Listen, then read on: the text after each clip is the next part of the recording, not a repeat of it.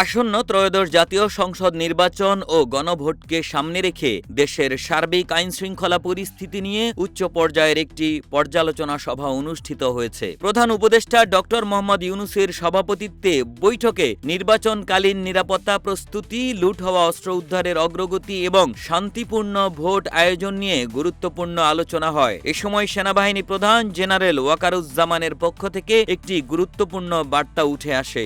২১ জানুয়ারি প্রধান উপদেষ্টার কার্যালয়ে অনুষ্ঠিত সভায় সেনাপ্রধান জানান, ২০২৪ সালের আগস্টে সংঘটিত গণ অভ্যুত্থানের সময় দেশের বিভিন্ন থানা থেকে মোট ৩,৬১৯টি আগ্নেয়াস্ত্র লুট হয়। কিউব হোল্ডিংসের গল্পে সেই রেখাটি আঁকা হয়েছিল আজ থেকে ১ যুগ আগে।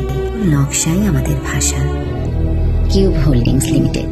ধারাবাহিক অভিযান পরিচালনার মাধ্যমে ২,২৫৯টি অস্ত্র উদ্ধার করা সম্ভব হয়েছে। গোলাবারুদের তথ্য তুলে ধরে তিনি জানান, ওই সময় থানা থেকে প্রায় ৪,৫৬,০০০ রাউন্ড গোলাবারুদ লুট হয়। এর মধ্যে ২,৩৭,০০০-এর বেশি রাউন্ড উদ্ধার করা হয়। নির্বাচনকে কেন্দ্র করে নিরাপত্তা পরিস্থিতি সম্পর্কে জেনারেল ওয়াকারুজ্জামান বলেন, জনগণের আস্থা ফিরিয়ে আনতে সশস্ত্র বাহিনী সহ সংশ্লিষ্ট সব বাহিনী সমন্বিতভাবে কাজ করছে। তার প্রত্যাশা, গৃহীত উদ্যোগগুলো যথাযথভাবে বাস্তবায়ন করা গেলে দেশবাসী একটি শান্তিপূর্ণ ও সুষ্ঠু নির্বাচন উপভোগ করতে পারবে। সভায় সিদ্ধান্ত নেওয়া হয়, নির্বাচনের সময় সশস্ত্র বাহিনীর সদস্যরা আইনশৃঙ্খলা রক্ষাকারী বাহিনী হিসেবে দায়িত্ব পালন করবেন। পরিস্থিতি বিবেচনায় প্রয়োজনে সশস্ত্র বাহিনী ভোট কেন্দ্রের ভেতরেও প্রবেশ করতে পারবেন। এই বৈঠকে স্বরাষ্ট্র উপদেষ্টা, বিদ্যুৎ ও জ্বালানি উপদেষ্টা, প্রধান উপদেষ্টার বিশেষ সহকারীরা, মন্ত্রিপরিষদ সচিব, নৌ ও বিমান বাহিনীর প্রধান,